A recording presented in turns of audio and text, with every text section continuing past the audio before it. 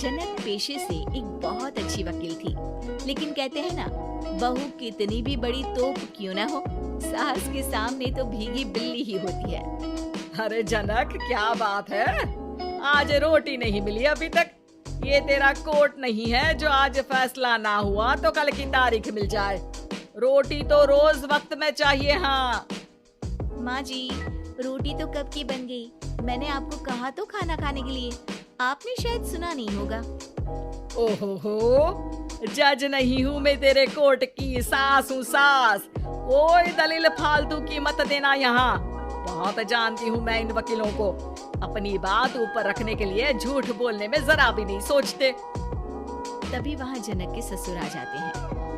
अरे भाग्यवान, क्यों बेचारी के काम को कोसती रहती है हमेशा। मैं भी तो था वहाँ जब ये आई थी तुझे रोटी खाने को बुलाने के लिए। सास को तो अब गुस्सा आ जाता है कि कैसे किसी ने बहू की साइड ले ली। अरे वाह जी वाह, वो तो मैं जानती थी कि कोई ना कोई गवाह तो ये पेश कर ही देगी। पर मैं तो अब सीधा खाना खाकर सोने जाऊंगी। मुझे आदत नहीं है किसी से बहसा बहसी करने की। पता नहीं कैसे ये वकील इतना दिमाग लगाकर खुद तो झूठ बोलते ही हैं, साथ में झूठे गवाह भी ले आते हैं। जनक को सास के ताने सुनने की अब आदत सी पड़ जाती। एक दिन जनक वकील की ड्रेस पर काला कोट पहनकर कोर्ट के लिए निकल ही रही होती है कि अरे कहाँ चली काला कौवा बनकर। टोक दिया ना, अब कोर्ट तो वकील वाली ड्रेस पहनकर ही जाऊंगी ना। वाह भाई वाह, दामिनी तो मैंने भी देखी है। सन्नी पाजी ने ऐसा ही कोट पहना था और कहा था कि तारीख पर तारीख, तारीख पर तारीख। मतलब कि कोई बात करनी है तो बोलिए, वरना वक्त नहीं है मेरे पास खराब करने के लिए। अरे पता नहीं तुझ में क्या देखा मेरे बेटे ने, सारा दिन वकीलों वाली बहस करती है, भोली भाली सास के साथ। अच्छा सुन, जो इतनी बहस मेरे आगे करती है ना, जरा अपने बॉस से कर ले, जो 1 साल भी ना हुए तेरी शादी को और काले कपड़े पहना दिए। अंदर जा और लाल कोट पहन कर आ, पता तो चले कि नई नवेली शादी हुई है। अरे माँ जी, कोर्ट में मेरा बॉस क्या करेगा, ये तो पूरे देश की ड्रेस है वकीलों के लिए। लेकिन सास तो ठहरी सास। अच्छा, तो कोई जरूरत नहीं है 2-4 साल कोर्ट जाने की। शादी थोड़ी पुरानी हो जाए तब इजाजत दे दूंगी मैं तुझे काले कपड़े पहनने की। अब क्या था, मन मारकर जनक को लाल रंग का कोट पहनकर कोर्ट जाना पड़ता है। उसके जाने के बाद आहा, बढ़िया, ये पूरे देश की ड्रेस की बात करने वाली। अरे पहना दिया ना लाल कोट। अब सास आए दिन या तो जनक को उसके काम का ताना देती या फिर उसका काम छुड़वा देने की धमकी। तंग आकर एक दिन जनक पति से कहती है, मैं सोच रही हूँ कि कोर्ट जाना बंद ही कर दूं। अरे क्यों यार, इतना अच्छा करियर है, क्यों छोड़ने की सोच रही हो? अरे लाल रंग का कोट पहनकर जाना पड़ता है। हर बात पर सास ताना देती है कि वकील तेज होते हैं, सवाल जवाब करते हैं, झूठी दलीलें देते हैं। अरे तो ठीक है ना, वो जो कहती है अपनी समझ से कहती है, लेकिन तुमको तो पता है ना कि सच्चाई क्या है। जनक को पति की बात से हौसला मिलता है कि तभी घर पर कुछ लोग आ जाते हैं। अरे आइए पंच साहब, कैसे आना हुआ? अरे भाई साहब, सुना है कि आपकी बहू वकील है। तभी वहाँ सास आ जाती है।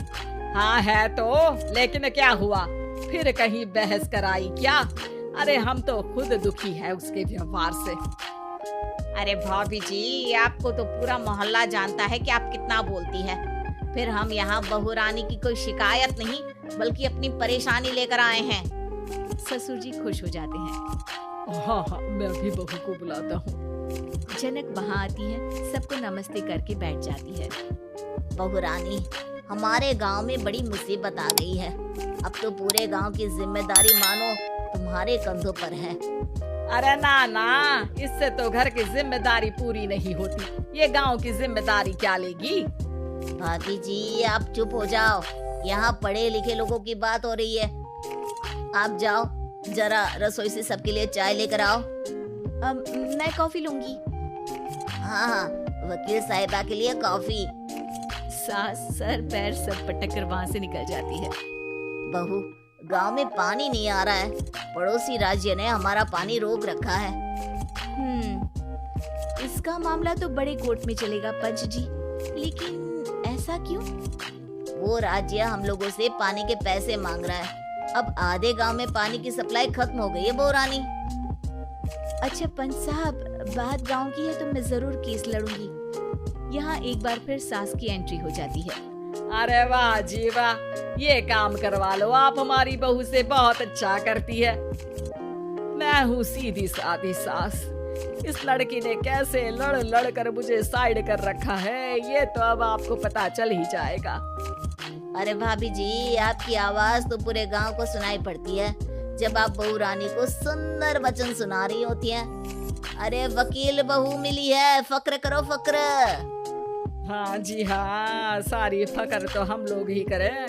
खैर, अब जो केस लड़ेगी और पानी गांव में आ जाता है तो पंच साहब लिख कर देना होगा कि हैंड पाइप में सबसे पहले मेरी बाल्टी और घड़ा भरेगा। अरे फिर तो हम बहू रानी के नाम पर घर पर ही सप्लाई दे देंगे, लेकिन ये इतना आसान नहीं है। बहू, गांव के पास अभी वकील करने की भी पैसे नहीं है तो। अरे पंच साहब, ये मेरे गांव का मामला है, मैं आपसे एक भी पैसा नहीं लूंगी। सास को बहू की बात पर गुस्सा आ जाता है, लेकिन सबके जाने